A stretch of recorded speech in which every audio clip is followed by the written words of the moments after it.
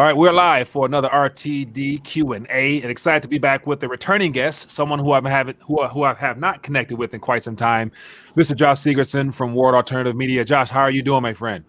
Great, man. Living the life in paradise under quarantine. Loving every second of it. Yes, I understand. So, yeah, we all are making adjustments in our lives. But one thing I find interesting about your situation is that you've actually relocated from your original homeland of Canada. You're now currently in Mexico, and you did all that in transition to better prepare yourself for the days ahead. So I want to touch on that a little bit. And as always, as we get more people logged in, feel free to ask questions in the chat or whatnot, and we'll get those questions answered. And so, Josh, let's start off with, we are currently on basically a global lockdown, and so you left Canada, your home country, to go to Mexico. Give us the thought process and the journey from home to looks like the new home.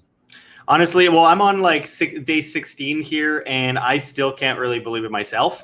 So basically, going back a long time, I'm someone that is really conscious of my own individual freedoms. Freedom is responsibility. Responsibility is freedom. They are synonymous. They are the same thing. And it's up to me as an individual to take care of that and to aid that freedom. No government is going to give it to me. They'll only take it away. So for me, I left Canada years ago for the United States because I felt that things were getting much worse. And it wasn't about fleeing. It wasn't about running away from my problems. For me, it was always about protecting my freedoms because that's my responsibility. I've yelled at the Prime Minister of Canada. I've made the news and done all that kind of stuff. And honestly, people were just getting more and more centralized, more and more socialist, more and more willing to give up their freedoms. Okay. And for me, I don't accept that, and I don't want some behemoth of a crime racket stealing my freedoms away from me. So I moved down to Las Vegas because it was a little bit more free, maybe not outwardly outside of the nation, but inwardly. People have guns. People have, more individualism, more free-minded thinking. But the issue is when this whole coronavirus thing broke out, I knew that this was a catalyst. It wasn't the cause of the crash of the stock market. It's a catalyst of what they needed, the nudge to knock over those dominoes. And I've been warning about it for years. And the whole idea was always that, people should be overly prepared rather than underprepared. It's okay to be overly prepared and be that crazy person because someday it could very well come in handy and it'll save your life. Most people didn't listen. You saw the runs on the stores. You see people buying 5-year supplies of toilet paper, but no food. And, I knew what that would turn into. There's a lack of independence in big cities in general, all over the world, but especially in the US and Canada, thanks to a huge indoctrination system we call schools and media, etc. So when I started seeing that happening and the stock market's collapsing completely, and they're talking about printing trillions of dollars, I'm sitting back and going, well, how long until martial law? Okay, a state of emergency is signed into effect. Okay, so how long until there's military in the street? All right, they've got the National Guard deployed. Okay, so how long until they start taking guns? All right, they're doing that in Illinois. Okay, so how long until they start saying you're not allowed to go outside? Purely communist control of property. This is complete communist control of the economy. This is the transition into a fascist communist state. And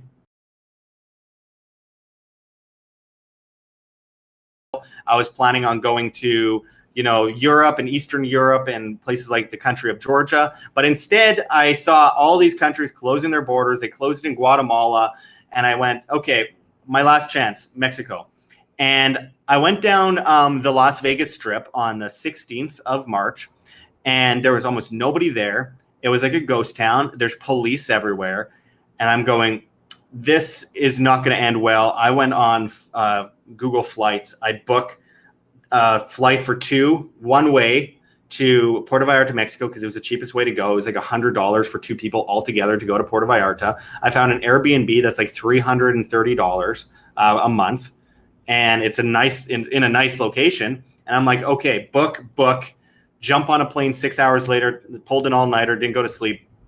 Find my way into Puerto Vallarta, Mexico. Streets are exploding with spring break traffic. And I'm like, I think I made the right decision. Within 24 hours, they're saying they're stopping people from going on airplanes. They're stopping people from flying to Mexico. It was like the perfect timing. I got to Mexico, and here's the thing. The Mexican government is big. There's no doubt about it. Mexico has a big government. However, people don't listen to the government. That's the difference. There's the National Guard in the streets here too, but nobody's listening to it. Nobody cares. They say We're shutting down all bars that are 50 capacity and over unless they serve food.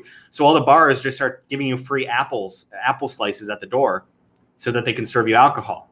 And by the way, alcohol is probably a pretty good way to kill coronavirus. Food is probably not a great way. So it's kind of, again, another example of government making stupid decisions like, oh, food is okay, but alcohol is not. Like, please tell me all about how that makes any sense at all. So these bars are getting around the laws. And they haven't forced them closed, all of them closed. The nightclubs are all closed now, and now all the gringos are gone. I'm one of the only people left in Puerto Vallarta that's a foreigner in a very tourist town, which concerns me greatly for the jobs.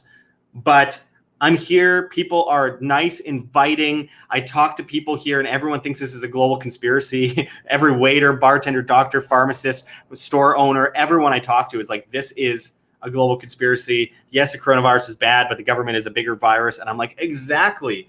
I found my people. So I feel pretty good about it. I think I made the right decision. And the things I'm hearing about in the United States, out of Maryland, out of, the state of Virginia right now, where they're grabbing guns and forcing people into their homes with threat of 1-year prison sentences and $2,500 fines, and saying that you can only go to the grocery store or hospital, or you could go to jail and you can't protest any legislation they're doing. Everyone else has to stay home. The government goes right to the government buildings and writes the ink on the paper, the magical ink, and suddenly everyone's enslaved. So I think the major difference for me is that I'm able to better protect my freedom. Besides, people don't panic here like they do in other countries. People grew up more self-sustainable, more independent. People have witnessed more hardships over the years here in Mexico than in the United States and Canada. It's just a way of conditioning. That's the way it works. Kids are swimming in swamps here in mud and garbage with, dogs swimming around with them. Their immune systems are great. The hot weather kills coronavirus immediately. And, it's just, I think, honestly, just a better place to be. I would honestly say right now, Puerto Vallarta, not all of Mexico, but Puerto Vallarta, Mexico, might be one of the freest places in the world. Maybe Belarus is somewhere in there too. But right now, Puerto Vallarta, Mexico is one of the freest places in the world. In the province of Jalisco, other places in Mexico are shutting down, forcing gringos out of the towns, closing Airbnb, basically demanding things at gunpoint, and people are following it, and they're watching too much television, including American television, and falling for the propaganda. However, here, not so much. People are very, very self-sustainable. And at the end of the day, if everything shuts down, as I've talked with many people, they're like, well, there's fish in the ocean. There's coconuts on the trees. There's a way. There's always going to be a way for us to feed ourselves, and we've done it before. In 2009, the swine flu ravaged Mexico, more than almost any country in the world. Many people were calling it the Mexican flu. It's just starting to catch on here in Mexico. We have 1,000 people with coronavirus who've had a coronavirus here, and 28 deaths. And so it's just starting to catch on. It will grow. It will get worse. But however, the difference is how people handle it. And I don't believe in dying on my knees. So I've been responsible. I've been sure to constantly use hand sanitizer. I've not been interacting with older people, all that stuff, just to ensure that, just in case I'm totally wrong about everything, which, by the way, I do believe it's a bad illness. But in case I'm wrong about everything, and I don't, because I do think it's overblown, I'm being very cautious and responsible. That's my responsibility and, the hallmark of freedom to ensure that. But I think that people are handling it better here, and people are much safer here. And once it gets worse, then it's going to be bad as far as people losing their jobs and not being able to feed their families. But again, that's going to happen in the United States and Canada too, where people aren't able to defend themselves. In many parts of the United States and Canada, people don't have guns, people don't have food saved up, people don't have a way to sustain their family, and they'll do what they need to do out of desperation to feed their family. And it's going to affect a lot of those who have prepared, who do have food. And I think it's going to turn very violent in the near future. I hope I'm wrong, but I think it will.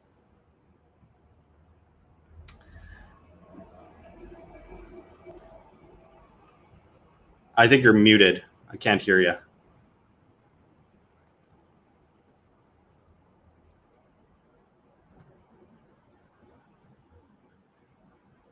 You there, Mike?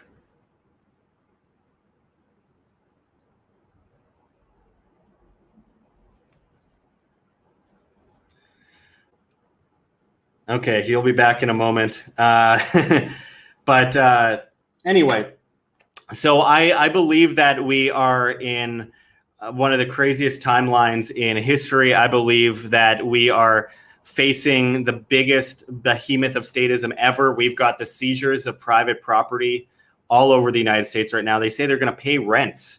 But that sounds great, free stuff, right? But it's not. They're not paying rent.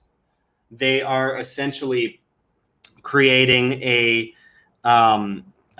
net in order to seize property. They're saying we're going to print a bunch of money, trillions of dollars. We're going to bail everything out. It's going to inflate the price of living dramatically. It's going to be completely unsustainable. It's going to lead to severe problems.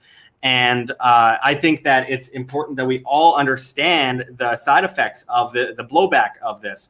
And so what I wanted to kind of go into is that we have an opportunity to, live by our word and stand by our word and, prove the messages that we've tried to, the messages of freedom that we've tried to spread for so long. So I want to point out, sorry, I just noticed Mike is not, I cannot hear him, so I'm just going to keep going for now. But hopefully he's able to join soon.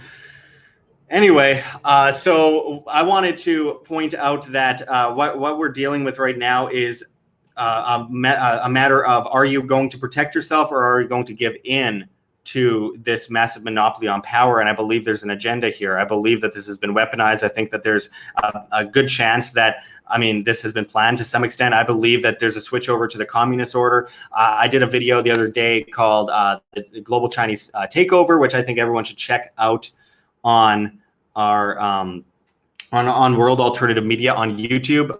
If you haven't subscribed, that's where I am. And it essentially talks about how he's not able to join this live stream. I'm gonna have to check the live stream for questions and take your questions right away. Just one moment here, guys. Get this up and running. It's important to not have a moment of dead air, as they call it. So I'm bringing this up on the screen. Okay, we have some. I have some questions coming up on the screen here. I had to pull up my phone. Okay, so Paul Cox says, even here, which is a miracle. So something is definitely up because this lot usually don't listen to anybody. Somehow obedience has achieved. Absolutely.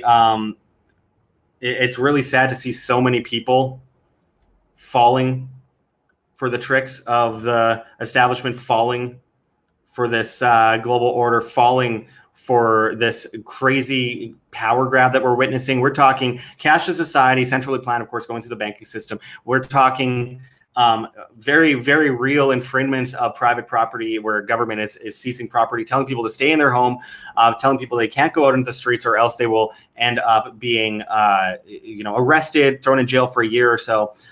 We're talking about gun grabs going on. We're talking about forced vaccinations. However you feel about that, the government is taking full control over that. And then we're also seeing a massive power shift over to China. So I think that right now we are witnessing one of the most crucial moments in history to stand up and make ourselves heard. But far too many are going, well, maybe I'm just going to stay in my home and cower and say, oh, maybe this will blow over. It's not going to blow over anytime soon, guys. I mean, we're seeing trillions of dollars printed. We're seeing Venezuela-style printing happening right now.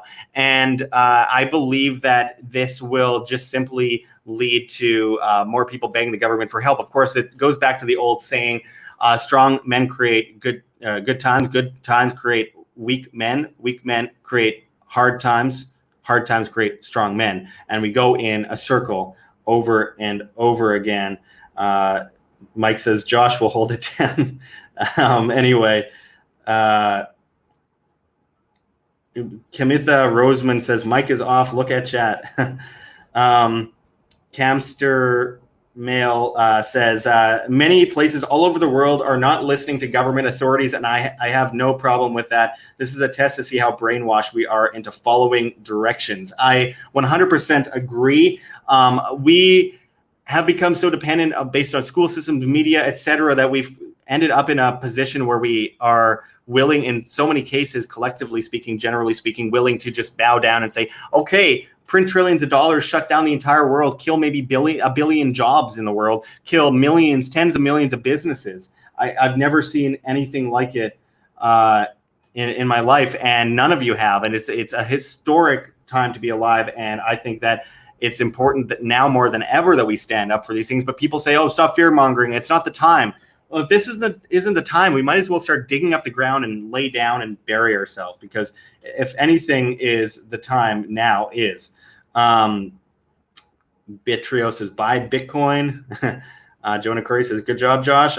Let's see. Excalibur says, YouTube don't want y'all talking about it. Yeah, it's weird. Mike just completely disappeared from the screen there. Rika, the hopeful volunteer, says, only severe problems for the peasants. Let them eat cake. Absolutely, Rika. Good to see you here. My dad's commenting, says, Mike lost his camera. Bitrio says, Josh is a Bitcoin millionaire. I wish I was, but certainly not. Maybe in Venezuelan Bolivar Fuertes.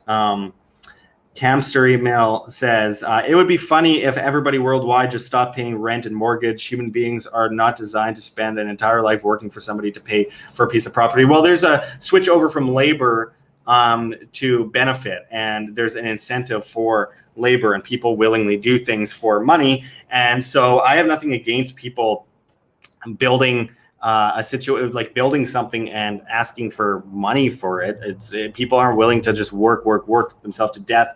That just sounds like communist collectivism, honestly. I mean, money is just a value, is a trade of value. So you have one value is labor, and the other value is whatever kind of money, gold, silver, crypto, fiat, whatever it might be. It's as simple as that. I don't think that's an issue. We have Mike popping up back on the screen. Josh, let me tell you so man, I appreciate you holding it down. So I'm listening to you talk a minute ago, and it just dies on my end. Like, it's never happened before, and I couldn't get back in. I went to two different computers. And dude, this is shadow banning. I told you, they're after me. Oh my goodness! Like, I've never been dropped from my own live stream. Oh my goodness! Weird. But wow, that was a little spooky, because it kept saying, "Sorry, something's went wrong." I'm like, damn. Okay. But anyway, Josh, man, I appreciate you holding it down. I don't even know where you left off at, so just, we can keep going where you left off. Anyway, well, I was just ask whatever you want. I was just talking about the ideas of value, and I think value is rather subjective. And when we're talking about, a lot of people are saying we shouldn't have to pay our mortgages, we shouldn't have to pay our bills. Human beings aren't meant to pay for things, and labor is a trade off of, one form of value for another form of value. It doesn't have to be. If people decide they want to do things for free, go ahead. But I mean, at the end of the day, it doesn't have to be fiat. It could be Bitcoin. It could be gold. It could be silver. It could be a goat. It could be milk. It could be whatever it might be. It could be another form of labor. I help you lift this, and you'll help me lift that. So I don't think we're going down a slippery slope when we say we shouldn't have to pay bills. We shouldn't have to pay mortgages. Obviously, these companies that we're paying are monopolized by the government. It causes us to have to pay a lot more than we would otherwise if it weren't for the government. But with that said, I believe that it's important that we don't invite some collective order like the government in to start taking it all over for us and saying, we're going to pay your rent. And don't worry about it. We've got this. And then they're printing like trillions of dollars and just paying for everything for us to be free within their prison. Yeah, and I think that's where it's going. So based upon the information you've gathered, I'm seeing more and more videos from people who are out on the streets. They're going to hospitals, and there's no lines. There's all these camps set up, but there's no activity there. So give me your thoughts. Like, I'm kind of torn in between the fact that there are people who are being impacted by this and that are losing their lives, but then there's also the mainstream narrative to push this scare that things are coming apart and it's going to take over the world. So where do you stand? Like, is this the real deal, or is this not as serious as they make it seem? I think it's not black and white. I think it's both. It's both. We have a contagion that's happening for sure. There's a pandemic that's happening for sure. It's being overinflated in one area and underinflated in another. So, for example, in the United States, they're counting a lot of people with pneumonia as people who have coronavirus, which I don't think is genuine. But then you go to China, and they're saying there's no coronavirus, but millions of phone numbers disappearing, millions of people that are just suddenly missing.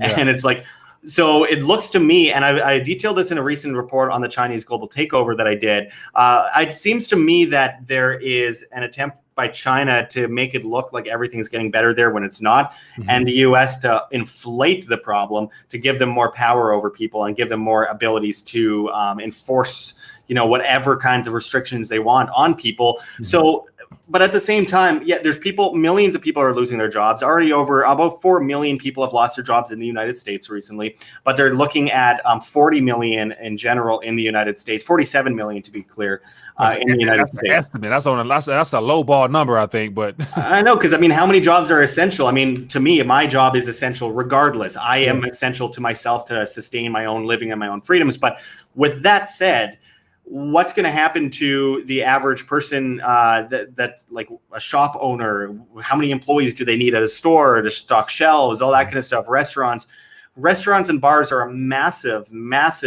part of the dependent culture. And I like restaurants and I like bars, but the fact of the matter is, people have stopped learning how to cook, stopped learning how to prepare for themselves, and people are more dependent on restaurants and bars, etc. And then there's a huge market that opens up. Millions of people will become employed in that sector, and then all those millions of jobs are wiped out, all while people cannot cook for themselves and cannot sustain themselves. I think that's a big issue that is all coming together at the same time right now. And that's, I believe, worldwide, we're probably going to see about 1 billion jobs lost out of this worldwide. It could be more, because right now it looks like a complete global government takeover. That's like, we're going to control literally every factor of your life. Don't worry about going to work. The only good thing that came out of this, in my opinion, and I don't know if you agree or not, but in my opinion, one of the greatest things that came out of this is that they canceled the rest of the school year for kids.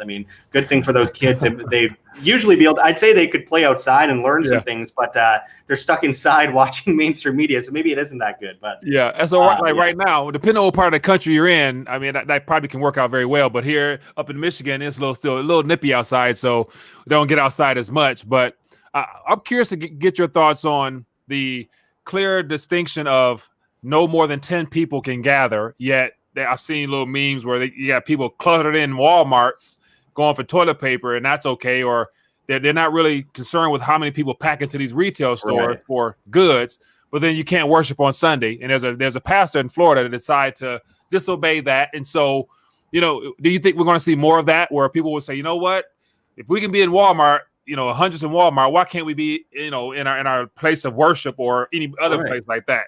Do you think they're propping up these very obedient, massive monopolies that they've regulated and taxed into existence, like Walmart. I've seen that here in Mexico too. Government's trying to shut down small businesses and saying they can't open, but the Starbucks is still open. The Burger King and the Subway is still open, but all the small businesses are closed. And it's like, what's going on here? It seems like there's almost like a shift over to just destroy businesses that were already barely hanging on in the first place. I don't understand who designates the area in which 10 people or more stand in. Is it okay within like 20 feet? How about 30 feet? How about 40? What if you've already had coronavirus? So you're not going to be spreading it. Can you go and join a group of people? Like, can we have like a 100 coronavirus survivor party all together and have a concert? Like, I don't understand how they are rolling this out. And people are saying, well, they're overwhelmed. They don't know how to handle the situation because they've never been in it before. I guarantee you they've played out this situation thousands of times. Event 201 is a great example. They were literally planning this kind of pandemic as an exercise, which they do every year, but they were planning this out with big government figures, business leaders, actors, news anchors, etc., and planning out how this would be achieved. I don't get it, because they're very subjective with what is open and what isn't. And I find it crazy that they're arresting people left and right in places like Spain just for walking down the street right now with permission slips to go to the grocery store. This isn't about, well, we want to make sure that you're safe. This is about control, and it's one of the biggest tests of control, global control, that the world has ever seen in history. And I can't help but think of an exercise that happened in Canada back in the 1940s, where they faked a Nazi invasion in Canada. So very few people know about it. There's movies about it. Essentially what happened was in my hometown of Winnipeg, Canada, in the 1940s, there suddenly were tanks with swastikas going down the streets. and they took over everything, and everyone just put their hands up and said, okay, take me. And they successfully took over the whole city. They were spraying people with fire hoses. They were arresting people and putting them in the back of trucks, and everyone just went, okay, I guess that's our new reality now. And this, to me, and they revealed after it was a joke and people were not happy, but then also just forgot about it a week later. But this to me tells me how easily people are able to conform to a crazy situation. Look how many people are already just repeating the same thing that they hear on the news. Mm-hmm. Social distancing, flattening the curve, all these terms and, these phrases that I keep hearing everywhere that are literally just repeated from TV. Like, people don't understand the science of this. People don't understand the economics of this. To them, it's just like a big game, and they've just conformed to it, and now it's okay. And this is a reality now. I guess we're staying home and taking a really long day off, Netflix and chill. Let's watch that Tiger King documentary or whatever it might be. And honestly, to me, I think this just is one of the best exercises ever in human obedience that we've ever seen, because I see a lot of people that call themselves libertarians lately that are like, yes, we must conform, we must submit, we must stay in our homes, we must shelter in place. There's another term, shelter in place. Yeah. And everyone just falls for it. And now they're printing trillions of dollars, they're taking away guns, and you're not even allowed to protest it. I mean, it's crazy. So do you think, so this is April 1st, we're literally a month into all this new social, programming that we're all being indoctrinated with. Do you see social unrest coming, like we're seeing somewhere in Italy and things like that, where people will either get tired of being told what to do, realize that there is no real threat, or because of a lack of resources, food or whatever, they're going to hit the streets and start causing problems, hence the idea of military tanks and stuff like that, and all that stuff that's happening. Will we see that, this spring, this summer, or what time frame do you think that might fall into? It's hard to put a time frame on it. I'm amazed that people haven't done it already, but people again are very subservient in their slavery. But I think that there's some evidence in parts of Los Angeles that I've seen so far. People already breaking some windows, and in Vancouver, Canada, breaking some windows and stuff like that. There was one person in, I forget where it was. It might have been in Chicago, where there were some people starting fires in the streets and stuff. I think that we will no doubt see civil unrest, because the most poor of society are going to have absolutely nothing. The housing market is going to completely collapse. A big part of it being due to Airbnb, and we see Airbnb, they have property owners with 20 to 60 properties that can't pay any mortgages because they're running out of cash.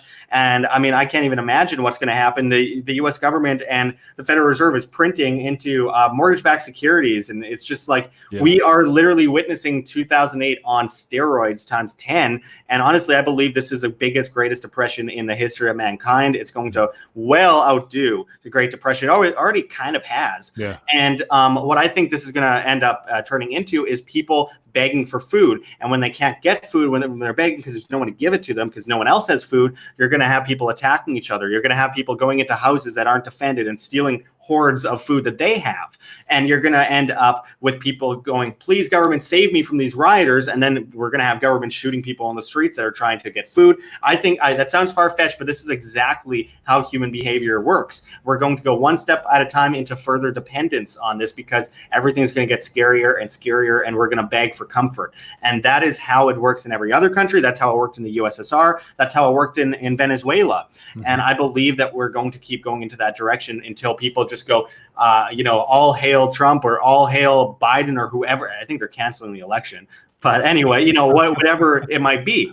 Yeah. And so that's my biggest concern right now, is that we are entering into a dragon's den of civil unrest. And that could happen easily by June if things keep getting put off, because they keep expanding the amount of time, the period of time, longer and longer. In Mexico, they said in the Jalisco province where I am right now, which encapsulates Puerto Vallarta and Guadalajara, they say, okay, well, by March 30th, we'll drop the emergency warning. And then on March 30th, they said, actually, we're going to extend it to April 30th.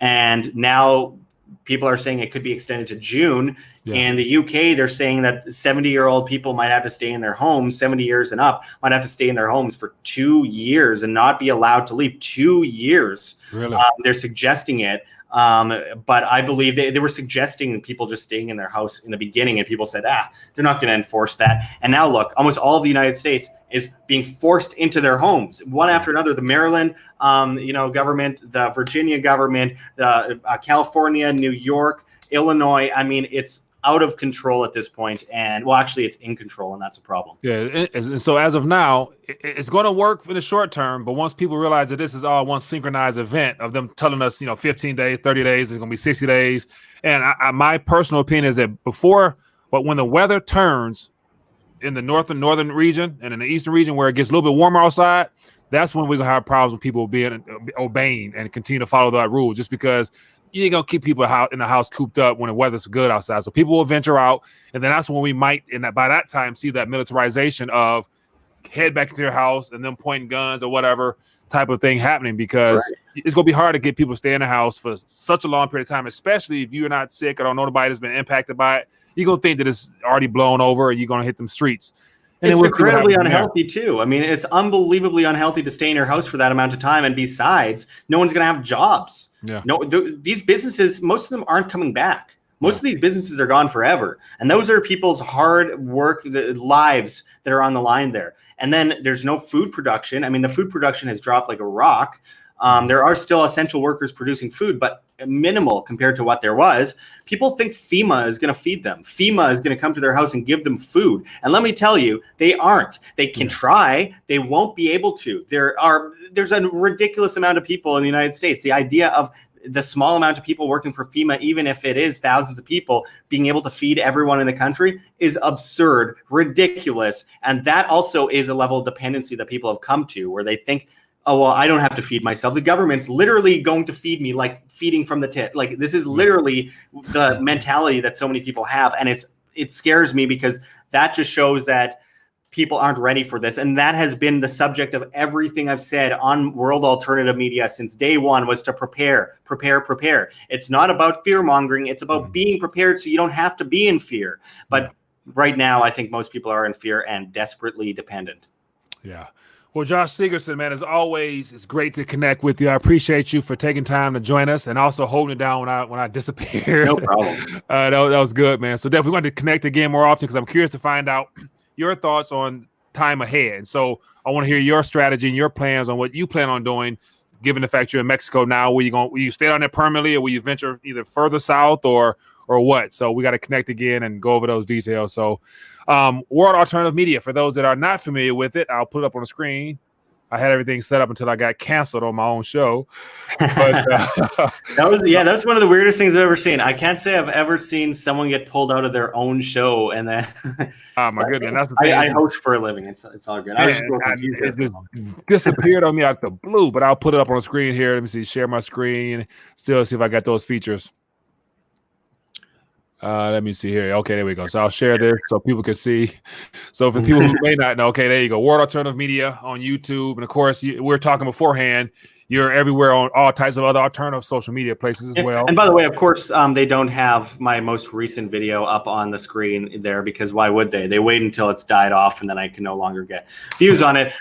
So I definitely recommend everyone go subscribe to World Alternative Media, as well as find me on flote.app, flote.app, where I'm at Wham, as well as at Josh Sigurdson. I really appreciate you having me. Always, we should be hooking up soon and get you on Wham. Because I think we were talking about that like 2 years ago, and we never made it happen. So let's do that. It's all good. Well, definitely. Well, I have more time now, so we can make that work, my friend. But be safe down there, man. Let's connect again. As always, if you guys enjoyed the back and forth, make sure you go check out Josh, and then subscribe to this video, share to do whatever. And we'll be back later on for some live streaming later on tonight. Be blessed.